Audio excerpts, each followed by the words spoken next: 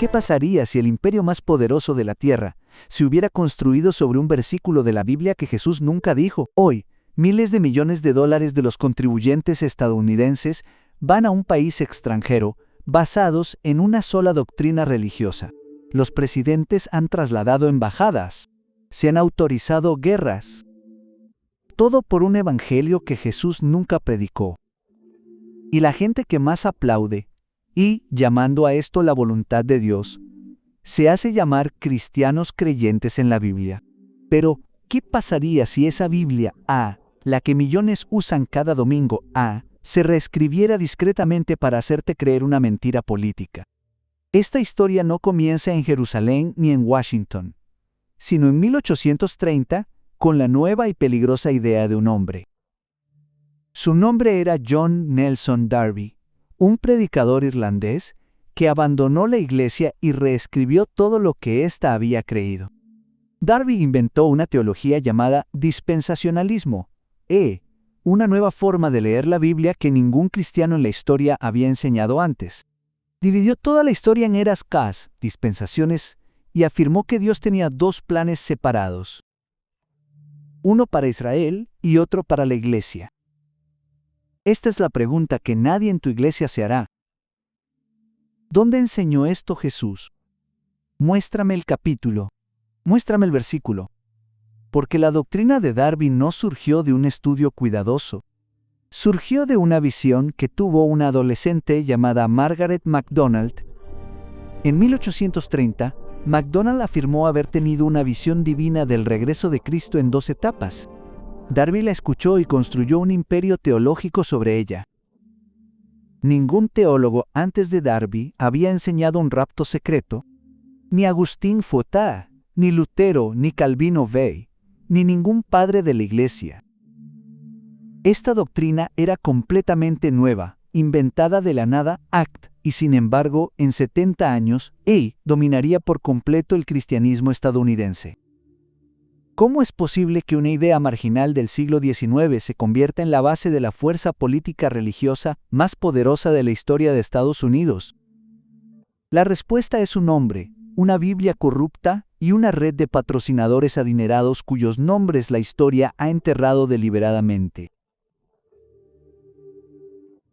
Cyrus Ingerson Scofield, estafador convicto, padre irresponsable, abandonó a su esposa e hijas y autor de la Biblia más influyente de Estados Unidos.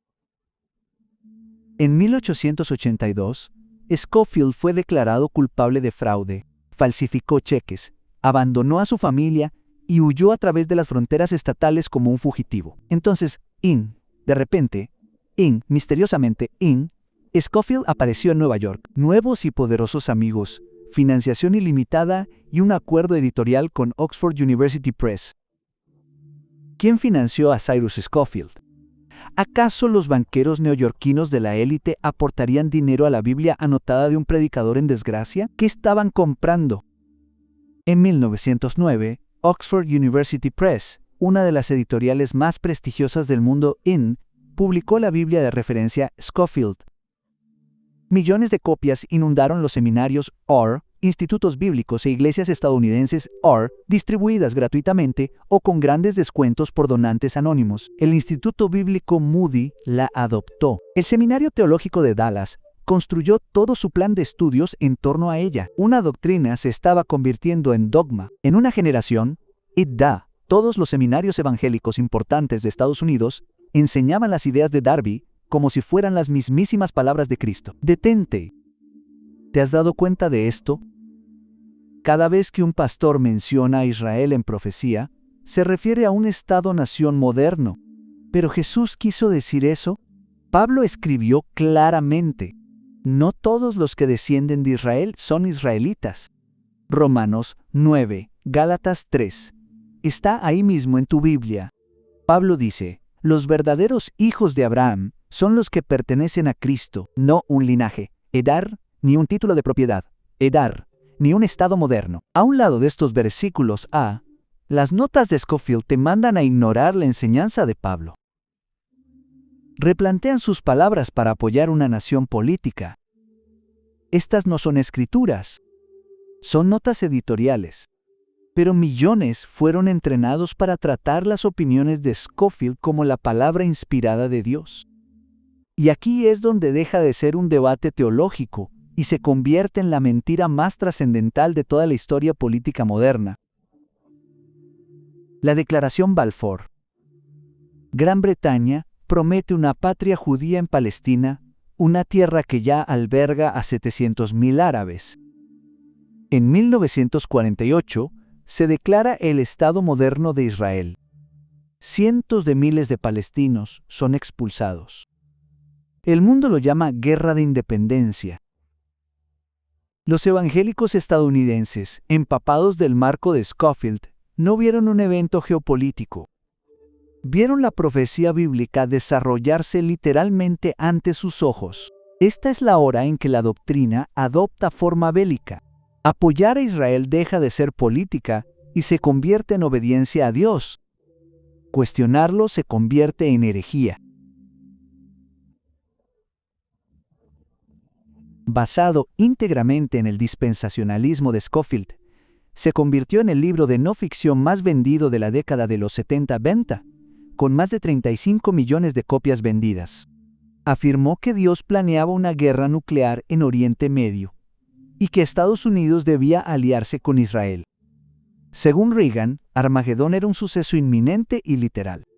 Nació la mayoría moral. El sionismo cristiano entró por la puerta principal de la Casa Blanca, y de este movimiento teológico se formó una maquinaria política, una que se convertiría en la fuerza de presión más poderosa de Washington. AIPAC, el Comité Estadounidense Israelí de Asuntos Públicos, respaldado tanto por dólares cristianos sionistas como judíos. Miles de millones en influencia política. Si todavía estás viendo esto, esta es la parte a la que no quieren que llegues, porque lo que viene a continuación expone toda la maquinaria. John Hagee, pastor B, predicador televisivo, fundador de Cristianos Unidos por Israel, CUFI, la organización pro-israelí más grande de Estados Unidos.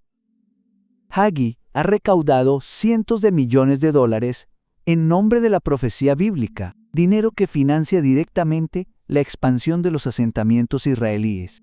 ¿Por qué se les ocultaría esto a los cristianos estadounidenses?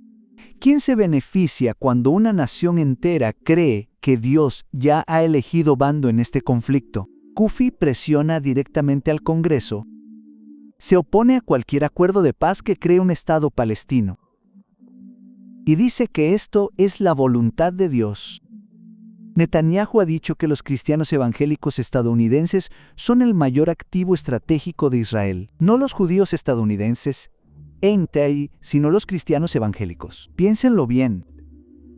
Porque la doctrina de Darby creó algo que ningún estratega político podría diseñar. Un bloque de votantes que trata la política exterior israelí como escritura sagrada. Cada año, el Congreso aprueba miles de millones en ayuda militar a Israel. El debate es casi inexistente. La base de votantes evangélicos así lo exige. Estados Unidos estaciona sus fuerzas armadas en todo Oriente Medio, no solo por el petróleo PATS, sino para proteger la imaginación teológica de 70 millones de evangélicos. En las guerras de Oriente Medio, jóvenes estadounidenses murieron por seguridad nacional, pero a sus familias se les predicó como cumplimiento de profecía. ¿Cuántas vidas ha costado esta doctrina? ¿Cuántas guerras se hicieron posibles porque se le dijo a toda una nación que Dios ya había elegido a un ganador? Jerry Falwell bendijo la invasión de Irak. Pat Robertson dijo, Estados Unidos debe defender a Israel a toda costa. El púlpito se convirtió en una sala de guerra. Las mismas iglesias que llenaban estadios para vigilias de oración enviaban a sus hijos e hijas a las guerras. El púlpito ya había sido aprobado teológicamente de antemano. Cada nota al pie y cada anotación, cada nota de estudio en esa Biblia estaba dando forma silenciosamente a la política exterior de la nación más poderosa de la tierra. Y en el centro de todo ello, Jerusalén. 3 religiones la llaman santa. Una doctrina decidió que pertenecía exclusivamente a un pueblo. Esta es la pregunta que debería quitarte el sueño esta noche. ¿Y si esta doctrina nunca fue un error sino un diseño deliberado? Los investigadores han documentado que los inicios de la carrera de Scofield fueron financiados por Samuel Untermyer, un destacado abogado sionista y agente de poder de Nueva York. Scofield era miembro del Lotus Club, un club social de élite de Manhattan, frecuentado por los hombres más poderosos de las finanzas y la política estadounidenses. ¿Cómo es posible que un estafador convicto de Kansas termine conectado con la élite más poderosa de Nueva York justo antes de publicar la Biblia más influyente de la historia? Nunca se ha podido rastrear por completo el dinero que imprimió millones de Biblias Scofield gratuitas. Ese silencio es una respuesta en sí mismo. Avancemos 100 años. 6 de diciembre de 2017. Donald Trump hizo lo que ningún presidente estadounidense había osado hacer antes. Reconoce Jerusalén como la capital de Israel y traslada allí la embajada de EEUU, cumpliendo así una antigua profecía bíblica a ojos de los evangélicos. En la inauguración, John Hagee pronunció la oración. Robert Jeffress Foren, que dijo que los judíos no pueden llegar al cielo, la bendición. Esto era real. Para 70 millones de evangélicos estadounidenses, esto no era política, era la mano de Dios. Trump, como Ciro, rey pagano, cumplía el plan divino, utilizada activamente para convencer a los evangélicos de que líderes moralmente comprometidos aún pueden ser instrumentos de la voluntad divina, la profecía de Ciro. ¿Y funcionó? Los cristianos evangélicos blancos votaron por Donald Trump en un 81%, el mayor apoyo evangélico para cualquier candidato en la historia. El oleoducto estaba completo. Darby Scofield, C-U-F-E-A-I-P-A-C Trump Netanyahu. Una doctrina del siglo XIX se había convertido en la política exterior estadounidense del siglo XXI, y mientras caen bombas, mientras mueren niños, millones de cristianos estadounidenses escuchan a sus pastores decir: esta es la voluntad de Dios, no la cuestionen. Pero, ¿dónde dijo esto Jesús? Muéstrame el capítulo. Muéstrame el versículo porque he leído cada palabra que dijo. Y no dijo nada de eso. Jesús dijo: bienaventurados los pacificadores, amen a sus enemigos. Mi reino no es de este mundo. Léanlo ustedes mismos. Todo sigue ahí. Jesús nunca le prometió una tierra a ninguna nación, nunca respaldó una alianza militar, nunca presionó a un imperio y nunca dijo esto. El movimiento del Tercer Templo, ENS, financiado en parte por dólares evangélicos estadounidenses, quiere demoler la cúpula de la roca y reconstruir el Templo de Salomón. Esto provocaría una guerra religiosa que engulliría al planeta entero. Y a los cristianos estadounidenses se les dice que esto es algo que deben celebrar. Este es el final de una doctrina inventada hace 200 años por un hombre que confundió la ambición personal con la voz del Espíritu Santo.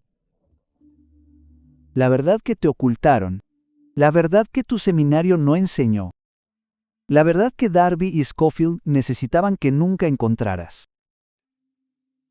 ¿Qué sucede cuando 70 millones de personas descubren que el evangelio sobre el que construyeron toda su vida fue diseñado por financieros, no por el Espíritu Santo? Jesús dijo que la verdad los hará libres.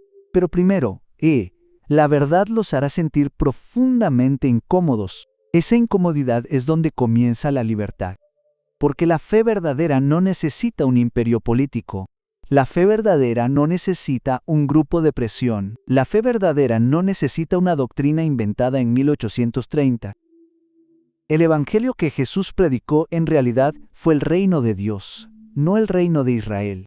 Y ese reino no tiene fronteras, ni ejército, ni grupos de presión. La ciudad en el centro del conflicto más peligroso del mundo es también la ciudad donde Jesús lloró porque sabía lo que vendría. ¿Compartes esto antes de que quede enterrado? Suscríbete a Versifier, porque el fuego de la verdad es lo único lo suficientemente poderoso como para quemar las mentiras hasta los cimientos. Suscríbete para obtener más contenido de Versefire.